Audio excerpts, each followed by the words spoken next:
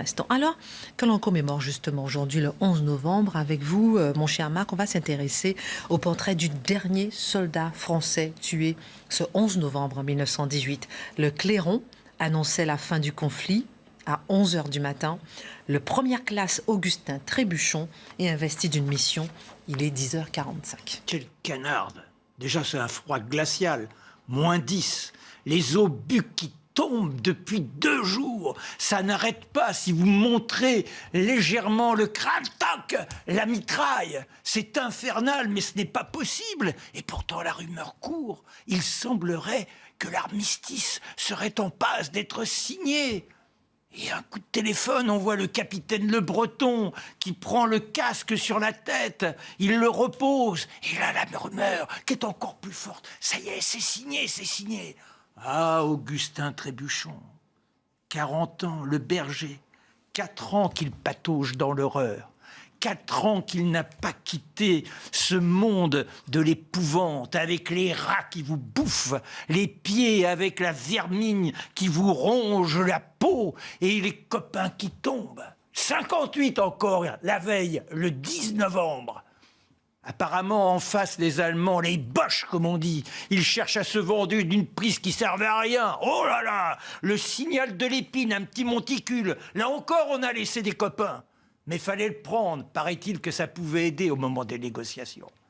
Il est là, Augustin. Ça lui fait plaisir, cette rumeur. Il se projette au pays, là-bas, à Malzieu-le-Forain. Oh, il n'y a pas grand monde à Malzieu-le-Forain. On le connaît bien, Augustin. C'est le berger. Il disparaît 6 mois de l'année. Il a laissé la famille. Il est parti à 36 ans, en volontaire. Oh, théoriquement, il n'avait pas à y aller au front. Mais sauf que déjà, ils se sont patriotes. Et puis sinon, c'est tombé chez les jaunes. Les jaunes sont les lâches. Ceux qui ne veulent pas monter au front, ceux qui ne veulent pas exister pour la France. Il ne sera pas de ceux-là. Pour la première fois, Augustin, il va voyager. Il va prendre le train. Il se retrouve avec tous les gars. On lui donne un beau costume. Et puis dès le 2 septembre, on a la rumeur de ce qui se passe ici et là. Les copains qui tombent, c'est plus qu'une hécatombe. Eh bien, ça fait rien. Il faut y aller. Que remarque-t-on chez ce garçon? Il n'est pas très grand, 1,60 m. Et puis, quelles sont ses qualités? Il est berger. Oh, il a tous les signes de la nature dans la tête. Il est capable de s'infiltrer, ce personnage-là. Oh, vous savez, quand on aura besoin de passer dans les lignes ennemies pour adresser un message, avec un gaillard comme ça, on doit pouvoir y arriver. Oh, il se distingue. Pendant des mois, pendant des années. Oh, il en a vu. Certains avec lesquels on devenait un peu copains. Faut pas avoir le temps de fraterniser au front, parce que sinon c'est la douleur de l'amour qui s'en va, la douleur de l'amitié. Ils s'en vont tous. Et lui, il tient. À chaque fois qu'on lui donne une mission, il revient. Mais c'est incroyable, t'es encore là, Augustin? Oui, je suis encore là. Et puis il s'est remonté le moral des copains. Quand on lit les comptes rendus sur son nom, soldat brillant, soldat qui sait remontrer le moral des camarades. Il y a 2 mois, pour le remercier de tout ce qu'il a réalisé depuis le début de la guerre, on lui a donné, non pas un grade, une distinction. Première classe. Le berger Augustin Trébuchon a 40 ans et première classe. Ah, il se voit déjà au pays, la canarde, qu'elle est infernale, qu'il l'abrutit, mais qu'importe, plus qu'un quart d'heure à tenir. Et puis, le capitaine, qu'il l'appelle, le capitaine Le Breton. Trébuchon! Alors on le secoue, car on a du mal à entendre les mots, je vous dis, c'est un tumulte invraisemblable. Il vient jusqu'au capitaine. Tenez, Trébuchon, faut aller porter ça aux autres. Là-bas, il y a quoi? Il y a 4 kilomètres. Ah oui, mais 4 kilomètres, le long de la voie ferrée. Même pas un arbuste, pas un taillis pour se cacher. Oh, il n'est pas grand, Trébuchon. Puis il est tellement démerdard, il va bien y arriver.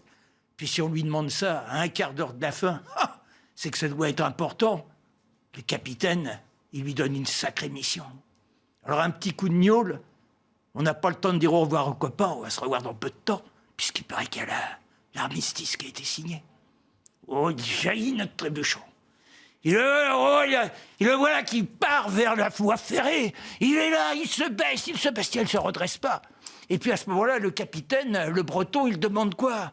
Eh bien, il faut aller chercher il faut aller chercher le clairon. Là-bas, le clairon, c'est de la Luc.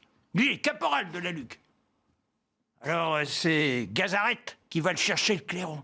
Dans 10 minutes, il va falloir sonner. Il va falloir sonner. Et voilà tous les deux, toi aussi sur la canardie, but sur un cadavre. Oh, ouais. C'est pas Trébuchon, ça. On n'a pas le temps de s'occuper de ça. Et à 11 heures, il est temps d'enfin donner du clairon. Oh, il aimait tout son cœur, il aimait tout son souffle de la Luc. Alors, c'est d'abord le garde à vous.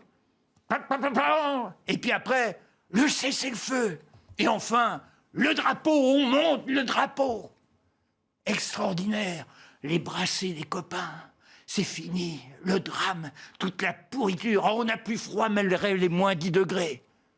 Mais soudain, de la Luc, il dit, et notre Trébuchon. Alors on va jusqu'à Trébuchon. Eh bien, Trébuchon, à 12 minutes de la fin, il a pris la balle de trop. Trébuchon, il ne reverra pas son petit patelin de Lozère. Arrête. Et alors, on cherche ce qu'il y a d'écrit sur le mot. Trop d'émotion. Le message. Rassemblement pour la soupe à Don-le-Ménil à 11h30. C'est pour ce message que Trébuchon est le dernier soldat mort pour la France à 40 ans.